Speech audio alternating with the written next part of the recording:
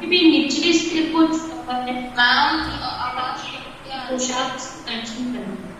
Yes madam. Okay, मतलब इतना बताया था हमने कि यशपाल जी कैसे बताते हैं कि समाज को कैसे आगे बढ़ाया जा सकता है, कैसे बढ़ाया जा सकता है। उन्होंने क्या कहा, जब सारी चीजें उन्होंने देखी, सारी चीजें ऑब्जर्व की, लोगों के साथ रह करके, लोगों की भावनाओं को सुन करके, तो वो किस नतीजे पर पहुंचे थे? मैम सामाजिक और आर्थिक बराबरी। हाँ, उन्होंने क्या कहा था कि ये समाज जो ये हमारा देश है, ये आगे कब बढ़ सकेगा, जब लोगों के बीच सामाजिक और आर्थिक बराबरी होगी लोगों में। हाँ, आर्थिक, मानसिक, है ना, उनकी सोच जब समान होगी तभी हमारा समाज क्या करेगा, आगे बढ़ेगा। ऐसी बात बताई थी उन्होंने। अपने मन की स्थितियों का विश्लेषण किया था और बताया था कि भाई ये समाज कब आगे बढ़ सकता है, कब प्रगति की तरफ आगे बढ़ सकता है, जब लोगों के बीच समानता हो, ऊंच नीच का, अमीरी गरीबी का कोई ऐसा भेदभाव ना हो, तब जाकर के ये समाज ग्रो करेगा, आगे बढ़ेगा, है ना। फिर उसमें आगे हमने पढ़ाया था कि किस तरह से लेखक उस बूढ़ी औरत को देखते हैं और वहाँ का माहौल कैसा रहता है और किस तरह से उसके आसपास के लोग उसको क्या कहते हैं, घृणा की नजर से देखते हैं और उसके बारे में बातें बनाते हैं। ठीक है, अब हम लोग आगे बढ़ेंगे इस कहानी में। हमने वहां तक देख लिया था कि किस तरह से परचून की दुकान वाले ने कहा कि भाई इन लोगों का तो कोई ईमान धर्म नहीं होता है, इनके घर में सूतक पड़ा है, फिर भी ये क्या कर लिए हैं, आ गए हैं यहाँ पर, आ गए हैं बेचने के लिए। इनको तो पैसे से मतलब है, किसी और चीज से कोई मतलब इनको नहीं है। ठीक है, अब उसी कहानी में आगे की तरफ लेकर बढ़ते हैं। ठीक है, और वो कहते, अब पता लगाने की कोशिश करते हैं कि भाई इस बूढ़ी औरत की स्थिति ऐसी क्यों है, ये क्यों इतनी दुखी है और क्यों रो रही है। ठीक है, तो लेखक कहते हैं कि पास पड़ोस की दुकानों पर पूछने से पता लगा कि उसका 23 वर्ष का जवान लड़का। जब लेखक ने मतलब उन्होंने सब चीजें सुनी, है ना, और जा करके भी उस बूढ़ी औरत के बगल में जा करके बैठकर उसके हालचाल, उसकी स्थितियों के बारे में वो नहीं जान सकते थे, तो पास पड़ोस के आसपास के लोगों से उन्होंने पता लगाया, तो पता चला कि ये बूढ़ी औरत जो इतना दुखी होकर के खरबूजे बेचने आई है, असल में इसका 23 वर्ष का जवान लड़का था। घर में उसकी बहू और पोता पोती है। लड़का शहर के पास 1.5 बीघा पर जमीन में कछियारी करके परिवार का निर्वाह करता था। अब आप बोलोगे कि मैम कछियारी क्या होता है, तो बेटा जहाँ पे सब्जियां उगाई जाती है, नदी के किनारे की जो जगह होती है जहाँ पे खरबूजे, खीरे, ककड़ी और ऐसी भी सब्जियां उगाई जाती है, उसको कहते हैं कछियारी। ठीक है, तो कछियारी करके परिवार का निर्वाह करता था। निर्वाह यानी परिवार के खर्चों को। हाँ बताइए। आज आपने जहाँ सुनाना शुरू वहां से एक बार बता दीजिए। मैम पूरा नेटवर्क इशू था तो मैं सुन नहीं पाया था। सुन नहीं पाए थे, अच्छा ठीक है। तो देखो हमने बताया था इसके पहले कि जब पास लेखक जो जब दुकानों के लोगों की बात, उसके आसपास पड़ोसों की बात को सुन करके बड़े आहत हुए, आज यानी दुखी हो गए। फिर उन्होंने पता लगाने की कोशिश की कि भाई ये बूढ़ी औरत इतनी दुखी क्यों है। तब आसपास के लोगों से पूछने पर ये पता चला कि इस बूढ़ी औरत का 23 वर्ष का एक जवान लड़का है। 23 वर्ष समझते हो, 33 ईयर्स ओल्ड है ना। 23 वर्ष का एक जवान लड़का था। घर में उसकी बहू है और पोता पोती है। लड़का शहर के पास 1.5 बीघा जमीन में कछियारी करता है। यानी उसका लड़का, बुढ़िया का जो एक ही बेटा था और उस बेटे की एक पत्नी थी और उसके भी बच्चे थे, और उसका लड़का, उस बूढ़ी औरत का लड़का वही पास के शहर के पास में ही कुछ जमीन पर 1.5 बीघा जमीन पर कछियारी करता था, यानी सब्जियां उगाता था, जिसमें आपका खीरा, ककड़ी और तरबूज ऐसी खेती करता था। और वही खेती से सब्जियां तोड़ करके बाजार में बेच करके अपने परिवार का निर्वाह करता था, यानी उनका खर्चा चलाता था, उनको खाने के लिए कुछ चीजें उपलब्ध कराता था। उसके पास एक तरह से कह लो तो अर्निंग का एकमात्र साधन यही था कि वो कछियारी करता था। ठीक है, अब देखो खरबूजों की डालियां बाजार में, डलियां नंदू किसको कहते हैं? डलिया किसे कहते हैं? Yes ma'am. किसे कहते हैं?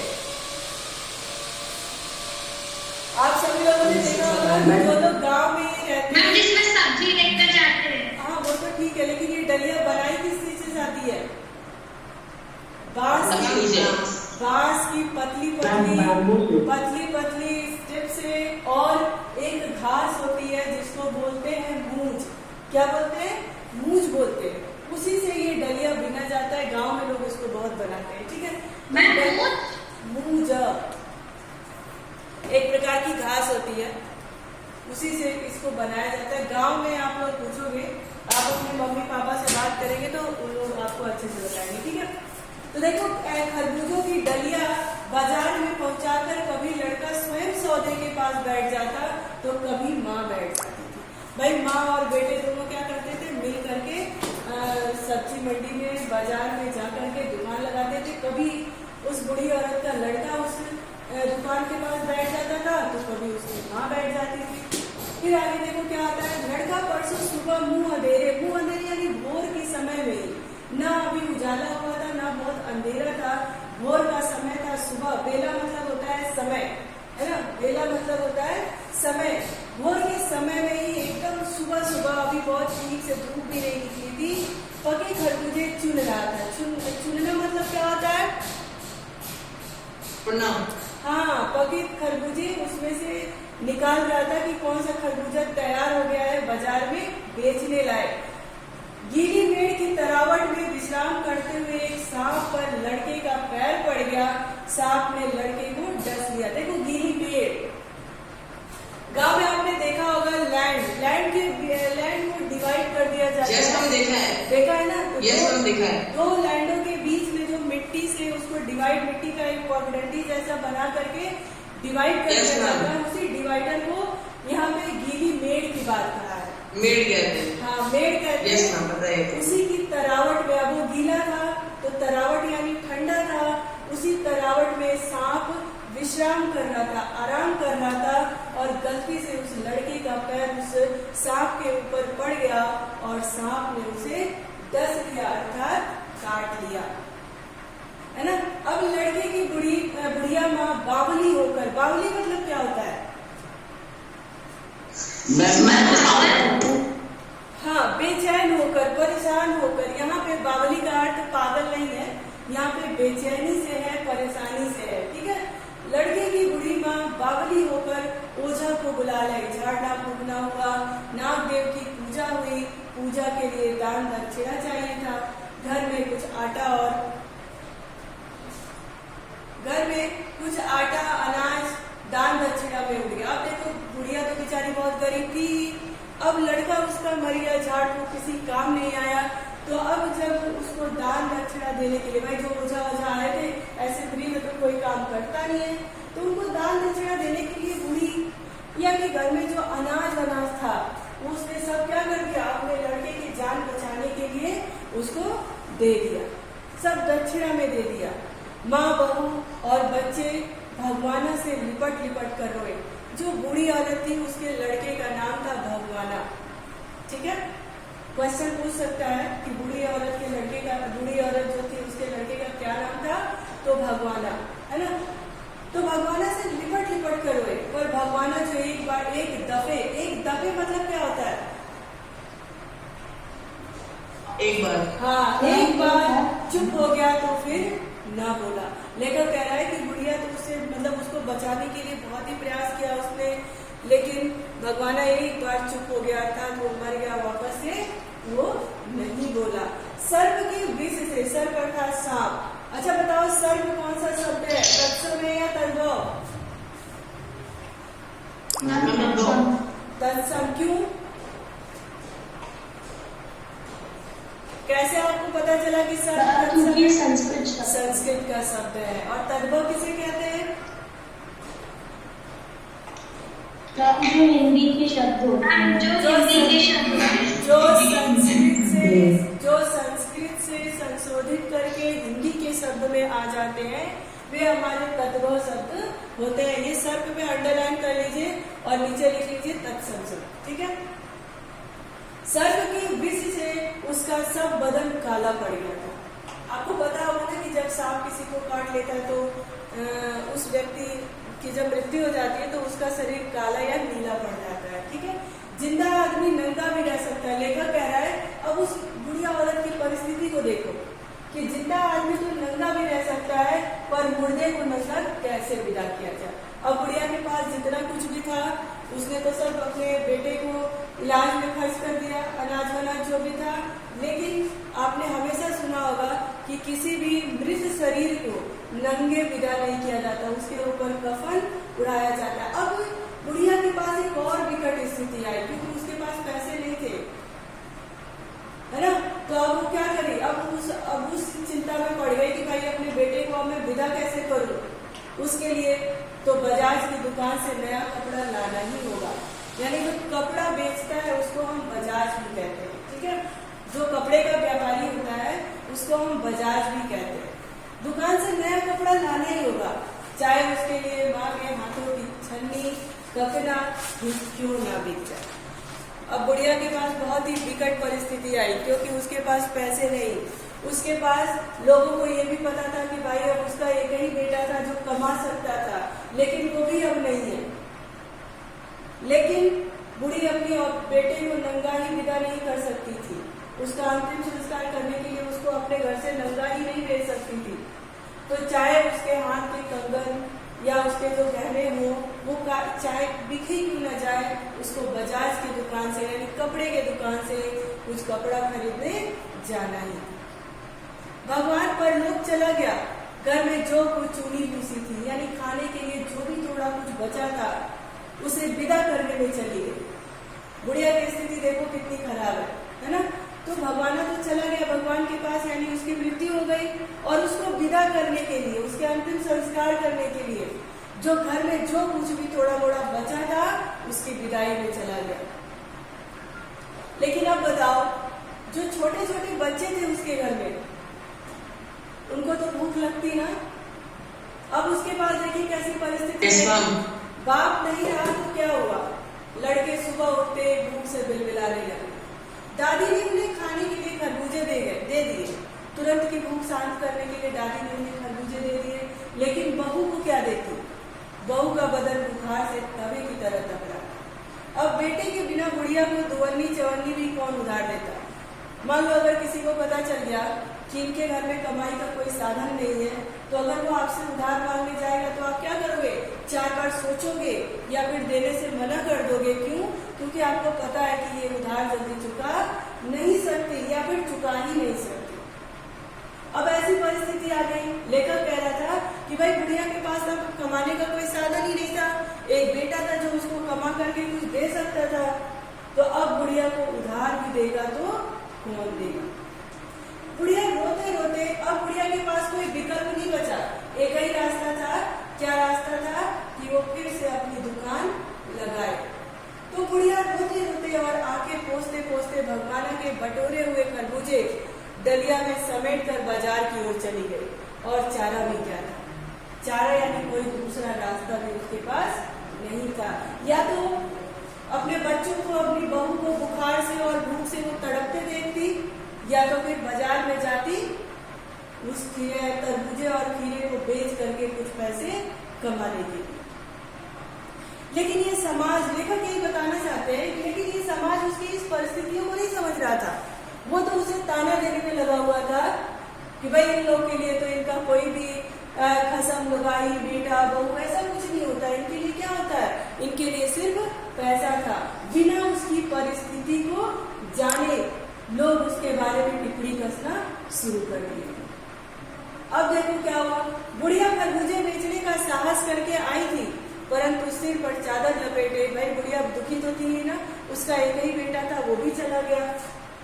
लेकिन अपने नाती पोतों का दुख उससे, उसकी भूख उससे बर्दाश्त नहीं हुई, तो वो साहस करके यानी हिम्मत जुटा करके बाजार में आई।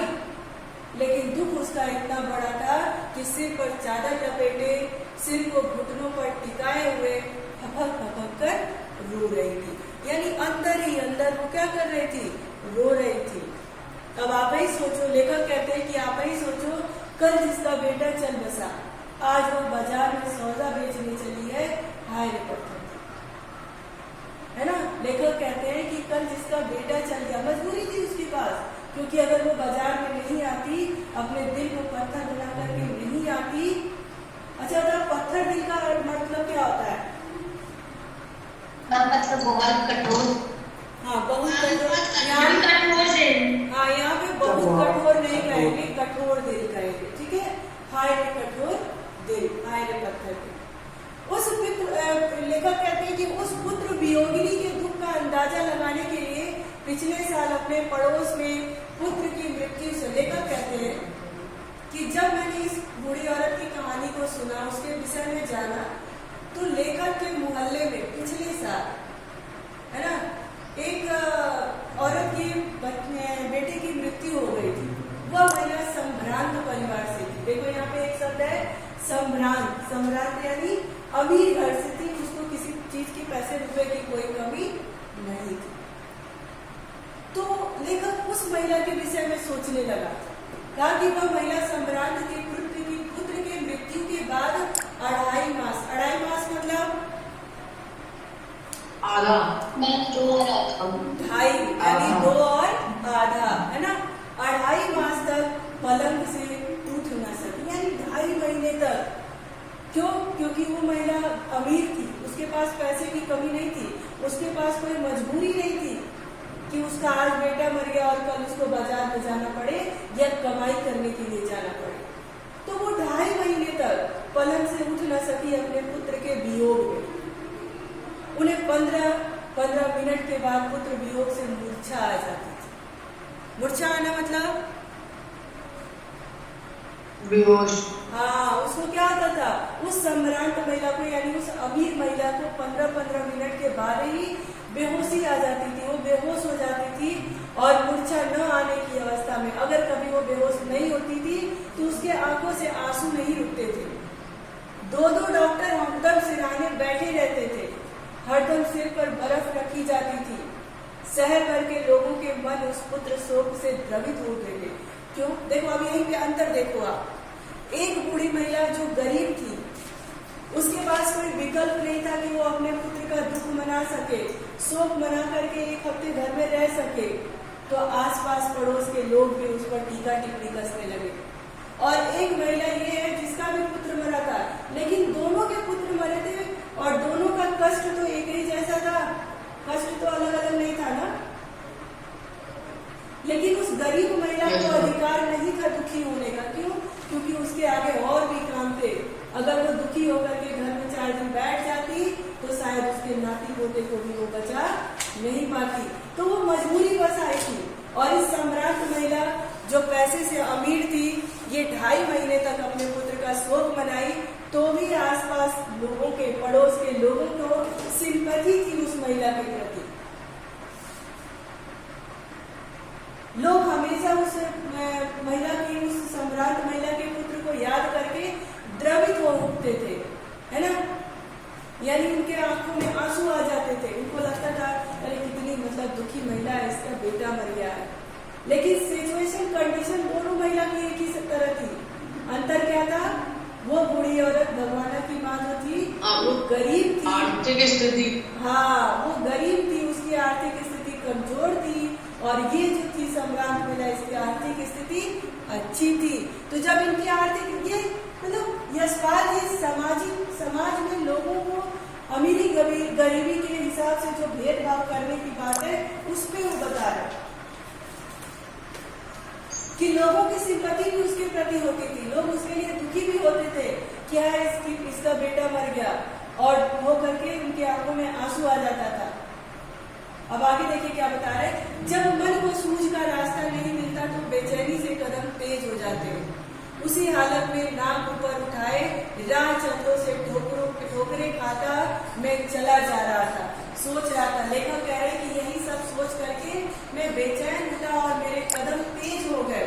और उसी हालत में नाक ऊपर उठाया, यानी चश्मा लगाए होंगे, ये अंडरस्टूड है। तो वो ऊपर की तरफ देखते हुए पैरेट होकर उनको नहीं समझ में आ रहा था कि मैं कैसे चल रहा हूँ, और एक सोच में डूबे हुए चले जा रहे।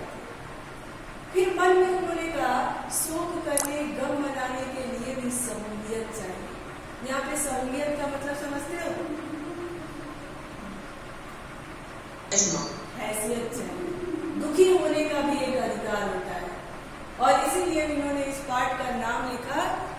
का अधिकार। क्योंकि देखो दो तरह के, दो वर्ग के लोगों की बात इसमें की गई है, एक अमीर एक गरीब। जो अमीर वर्ग की महिला थी उसको दुख मनाने के लिए समय दिया गया, क्योंकि उसके पास पैसे की कमी नहीं थी, उसकी आर्थिक स्थिति अच्छी थी, और उस बूढ़ी महिला के पास दुख मनाने का अधिकार उसको दिया ही नहीं गया। क्यों नहीं दिया गया? क्योंकि उसकी आर्थिक स्थिति अच्छी वो गरीब थी नहीं थी। आइए आपको कहानी समझ में? Yes ma'am. यस कहीं पर भी कोई डाउट है आप लोगों को? No ma'am. No. Very good, बहुत बढ़िया। मैम मुझे एक लाइन में डाउट है। हाँ बताइए। मैम जब मन को सूझ का रास्ता नहीं मिलता तो बेचैनी से कदम तेज हो जाते हैं। हाँ, जैसे मैम इसका मतलब क्या है? सूझ मतलब होता है कुछ चीज समझ में ना आना, है ना? यानी मन को कुछ सूझ ना रहा हो, कुछ नई चीजें मतलब समझ में ना आ रही हो, है ना? और वो जैसे मान लो कि जो स्थितियां थी, दोनों महिलाओं की समान स्थिति थी, लेकिन एक को दुख का अधिकार मनाने का समय दिया जा रहा था, और एक को दुख का अधिकार नहीं था क्योंकि उसकी परिस्थितियां अच्छी नहीं थी। तो लेखक के मन में कुछ सूझ नहीं रहा था, कुछ समझ नहीं आ रहा था, उनको कोई रास्ता नहीं मिल रहा था, तो वो बड़े ही बेचैन हो गए थे। और जब लोग बेचैन होते हैं, परेशान होते हैं, तो उनकी कदम तेज हो जाते हैं। भाई जब आप ही मान लो आपका कोई सब्जेक्ट में नंबर कम आ रहा हो या फिर कोई सब्जेक्ट आपको समझ ना आ रहा हो, आप क्या होते हो? परेशान हो जाते हो। तो कभी कभी कोई करता है, क्या करता है कि छोड़ देता है कि नहीं समझ में आया, हम नहीं करेंगे। लेकिन कभी कभी कोई क्या करता है, बार बार उसको पलट के देखता है, बार बार उसको करने की सोचता है ना? उसी को कहते हैं कि जब मन को कुछ सूझ ना रहा हो, कुछ समझ ना आ रहा हो। तो लेखक के मन को कुछ समझ नहीं आ रहा था, उनको कोई रास्ता नहीं मिल रहा था, तो बेचैन उठे, परेशान हो गए, और उनके कदम क्या हो गए? तेज हो गए। आ गया समझ में? हाँ, चलिए जरा कुछ प्रश्न के उत्तर बताइए आप लोग। हाँ, आज के लिए आपका होमवर्क होगा, ये जो पार्ट है दुख का अधिकार, लेखक का तो परिचय आप एक पेज में लिखोगे ही, दूसरे पेज में एक समरी लिखोगे। दुख के अधिकार का जो मेन पार्ट है उससे आपने क्या समझा, है ना? उसको समरी लिखोगे, सारांश, जिसको हिंदी में बोलते हैं सारांश। हाँ लिख के, और हाँ बिल्कुल फेयर में लिखोगे, लिख करके और फोटो क्लिक करके मुझे व्हाट्सएप ग्रुप पे भेजोगे भी, ठीक है? कब भेजोगे? मंडे को। मंडे को भेजोगे, ठीक है? चलिए एक क्वेश्चन बताइए आप लोग। किसी व्यक्ति की पोशाक को देखकर हमें क्या पता चलता है? कौन बताएगा? मैम उसकी आर्थिक स्थिति। मैम हाँ बताइए, 1 by 1। मैम किसी व्यक्ति की पोशाक को देखकर उसके दर्जे का पता चलता है। What about दर्जा? दर्जा क्या होता है? बताइए। मैम उसकी पोशाक देखिए, उसकी आर्थिक स्थिति का पता चलता है।